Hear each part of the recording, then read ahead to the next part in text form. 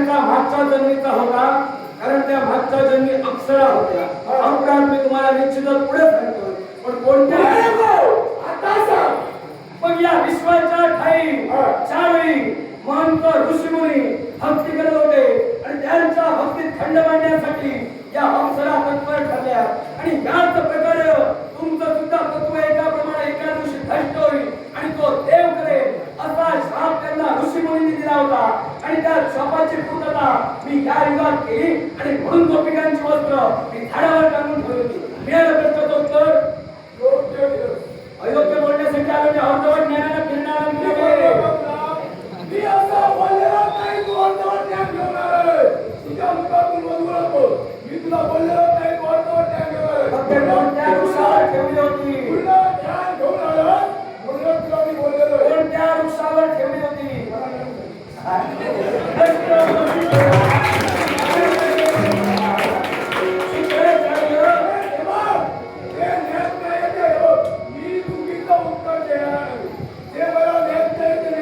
शुक्राचार्य, तुमचं तत्व ओळखा, तुमची श्रेष्ठता ओळखा. तुम्हाला देत नाही कसं? तत्व तुम्ही जाणताय ना. या विश्वाचा काही ज्ञानी म्हणून तुम्ही गणला गेला आणि ज्ञानी म्हणून गणला गेला आणि एका ज्ञानवंताला एका कुळाच्या गुरुला या प्रश्नाचं उत्तर येत नाही. संशय माझा तुमच्यावर येऊन आहे. तुम्ही नक्की खरं सांगताय, तुम्हाला ज्ञान नाही. शुक्राचार्य, हे तुमचं योग्य नव्हे. ती वस्त्र तुला पण तुला देतो. मग मी ती वस्त्र लपवणे हे तुम्हाला देत आहे. कोणत्या वृक्षावर ठेवली आहे माहिती आहे?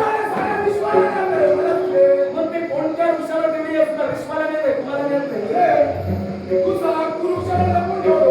काय बोलताय शुक्राचार्य? विचार करा. तुमच्या समवेत बोलणं ही माझी मूर्खता ठरते असं मला तर वाटतं. कारण तुम्हाला हे ज्ञान नाही असं तुम्ही म्हणलेले शब्द बरोबर नाही. कारण या विश्वाच्या खाली जो शाप मिळाला होता, त्या शापाच्या सत्यतेसाठी कदंब वृक्षावर गोपिकांची वस्त्र या गोपाळ कृष्णाला केली होती. दिलं आणि म्हणून सांगतो. आता प्रश्न माझा एक आहे, अर्धवट ज्ञान तुम्ही घेऊन देताय, हे घेऊन देतो.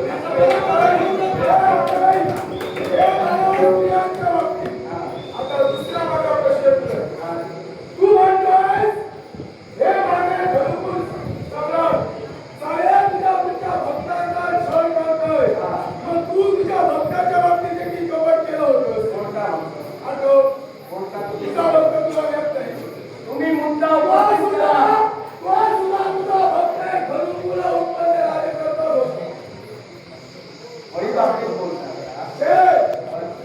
तू तुझा भक्त त्या भक्ताला भक्तीवरती प्रसन्न होऊन वरदान तू प्राप्त करून दिलोस.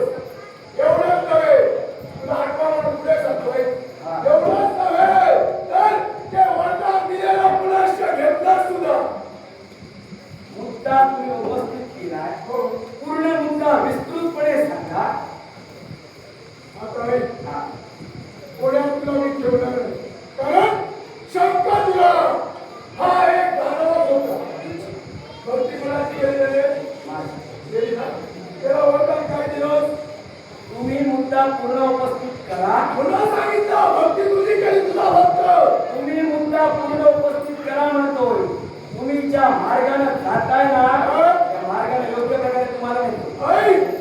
शंका तुझा भक्त तो सुद्धा दानव होता. मग त्या दानवाला कृष्ण कवच तू दिलंस, बरोबर? मग त्या कृष्ण कवच दिल्यानंतर तो देवतांवरती स्वारी करायला लागला. इंद्राने त्याला हस्तगत केलं. मग हे सारं पाहून शंकराला शिवशंभू महादेवाने त्याच्याशी युद्ध छेडलं. आणि तो शंभू महादेवाला ऐकत नाही म्हणून, कारण तुझा तो भक्त होता, त्याला तू वरदान दिला होता. कृष्ण कवच जोपर्यंत त्याच्या शरीरावरती आहे तोपर्यंत तो मरणार नव्हता. मग ब्राह्मणाचा वेश धारण केलं, पण ते तुझं स्वरूप त्या तुझ्या भक्ताने त्याची भक्ती एवढा निष्ठावंत होता. ती भक्ती तर तुझं स्वरूप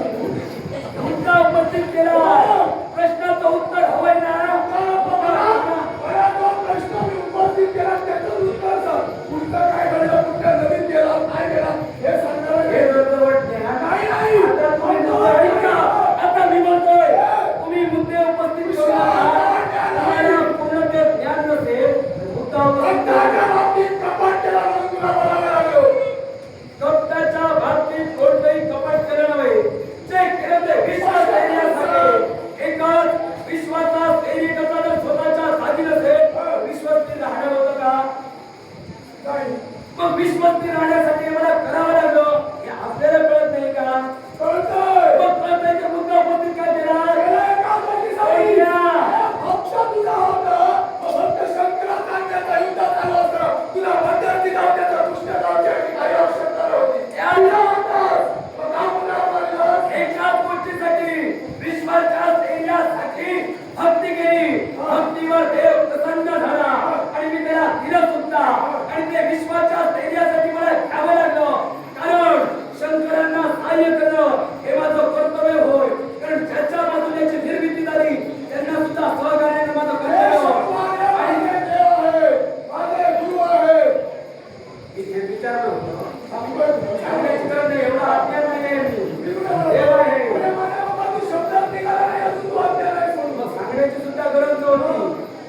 विचारलं का तू अज्ञान आहेस म्हणून. विचारलं ते काय सांगत नाही. ते मला सांगतात. मग या विश्वाच्या घाटीने विश्वास धैर्यासाठी केलं ते तुम्ही ग्राह्य धरा आणि याच पुढे विश्वास धैर्यासाठीच या प्रेमाची पावलं असतील आणि म्हणूनच सांगतोय अनुप्राचा नाश होणे असेल माघारी करा. आई भक्त कल्ला तुझा निश्चित बघतो. त्या भक्त कल्ल्याला दुसऱ्याचा अवतार वचन दिलं होतं. तुझ्या 21 मुलाचा उद्धार करेल, रक्षण करेल. मग 18 मुलाचा त्याचा बाणासूर. मग त्या बाणासुराला सहस्त्र अस्त्र होते. ते सहस्त्र अस्त्र तू बळीले. एवढाच नव्हे, त्या बाणासुराच्या बाबतीत शिवशंभू महादेवाशी तुझं युद्ध झालं. त्या युद्धात शिवशंभू महादेवाला तू मूर्छित केलं. पण वेळी त्याला शुद्ध आली आणि तुझं वचन तसंच्या तसं नाही राहिलं. वचन भ्रष्ट म्हणून घोषित केलं होतं. आता तुम्हाला बोललं ते काय अर्थ होतं? काय कशाला? मी वचन भ्रष्ट का झाला होतो म्हणून काय घडलं ते तुम्ही जाणताय का? जाणतोय मी. मग त्या भक्त कल्याणाला वचन देऊन सुद्धा त्या बाणासुराच्या बाबतीत नाही केलं. या भक्त प्रल्हादाबरोबर तुमचे दोन पुत्र कारागृहात का ठेवले होते? कुणाचे? तुमचे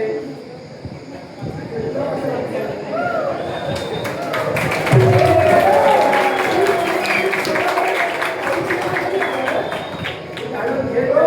तुझ्या तू केलं ते सांगतोय. हे बघ, जे सगळं विश्वाला ज्ञान आहे, ते तुझ्या तरी घडलेलं आहे, हेच मी सांगतोय. मी तुझ्यावर प्रश्न करू शकते. मी एक सुद्धा प्रश्न तुम्हाला तू केला नाही, नाही. तू प्रश्न जे केलेस ना, ते माझ्याकडून सगळी उत्तरं पण केलेली आहेत तुला. शुक्राचार्य. एवढा मी मंदबुद्धीचा नव्हे. एकही प्रश्न मी तुम्हाला केलेला प्रश्न नाही. होता हो, तो. ऐका, मला बोलायला द्या. एकही प्रश्न मी उपस्थित केला नाही. तुमच्या मुद्द्याची फोड करण्यासाठी फक्त मी प्रश्न केले. वेळोवेळी तुम्ही हे सांगा नाही. मुद्दा बोलला नाहीस. मी भक्ताच्या बाबतीत मला बोलायला देणार की तुम्हीच बोलणार मी आहात? भक्ताच्या बाबतीत मला बोलायला देणार की तुम्हीच बोलणार आहात? मग ज्यावेळी मी प्रश्न केले तुम्ही सांगितलं मला ज्ञान नाही. तू सांग. मी जे खरं आहे ते सांगितलं. खरं आहे एवढ्या ज्ञानवंताला हे जर ज्ञात नसेल त्याचा काय उपयोग? माझ्या बाबतीत सोडा आहे. तुमचं कसं आहे, माझा अभ्यास परिपूर्ण केला, तुमचा अभ्यास अपूर्ण राहिला. मुळीच नाही. मग सांगा, कारागृहात का ठेवलं?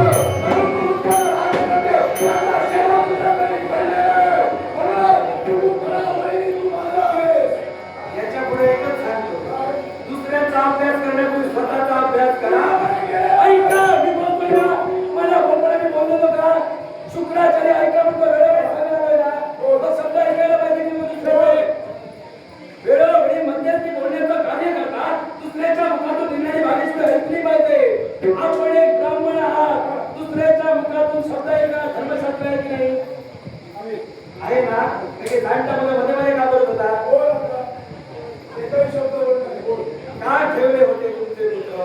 तुला सांगायला सांगितलं तुला का शिकायचं सांगायचं नाहीये? सांगायचंय का सांगायचं नाहीये? आमचं कारण सांगा. का सांगायचं नाहीये? सांगा. भक्ताच्या बाबतीत वेळोवेळी अधर्म नाही केला. धर्म कार्यासाठी केला. व्यक्तिगतच्या प्रवृत्ती असतात, तुमच्या मध्ये अधर्म असेल नाही. पण जिथं धर्माला कार्योन्मुख कृत्य मी केलं, मग तुमचे पुत्र घराघर का राहिले? तुम्हाला त्याग नेमकी काय? तुम्हाला आता मला कळालं तो ओरडपट कसा.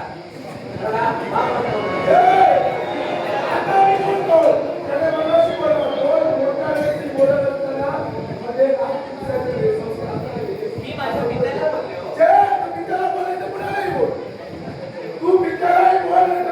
हो. संस्कार किती आहेत तुम्हाला ज्ञान आहे? बाबा जर तुमच्याला नाही. संस्कार किती आहे ते काय आहे ते मी सांगितलं तुम्हाला माहित आहे तर सांगा. तुम्हाला माहित आहे तर सांगा. तुला सांगायचं नाही झालं? हेच जर माझ्या उत्तर आहे मग ऐका, एवढ्या ज्ञानवंताला जर ज्ञान माहिती नसेल, माझ्या मनात आता सर्व काही मला समजलं, घेऊन मला जावं लागतं. कारण तुमचं अर्धवट ज्ञान हे कुठंतरी तुम्हाला घातक ठरत आलं नाही.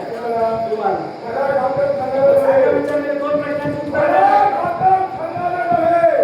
मला आवश्यकता वाटत आहे तुझ्या प्रश्नाची उत्तर दे. आता तुमच्या वयात कारण बाकीच्या देवता जर सोडल्या तर हाड वैरी तू माझा सोडण्यावर वाटत नाही. आणि म्हणून जर का देवाचे वाटत असते तर माझ्या प्रश्नाची उत्तर द्यायला तुम्हाला यायचं आहे. आघाडी करा म्हणतोय. पण या विश्वाच्या खाली 16 संस्कार ग्राह्य धरले गेले. या विश्वात 15 संस्कार माणूस जिवंत असतो त्या माणसावर घडतात. 3 संस्कार आईच्या गर्भात घडतात. या विश्वाच्या खाली आणि 16वा संस्कार आमचा श्रेष्ठ मानला गेला. हे 16 संस्कार जर गुरुला माहित नाही तर गुरु शिष्यांना ज्ञान काय देणार? यापेक्षा हे जर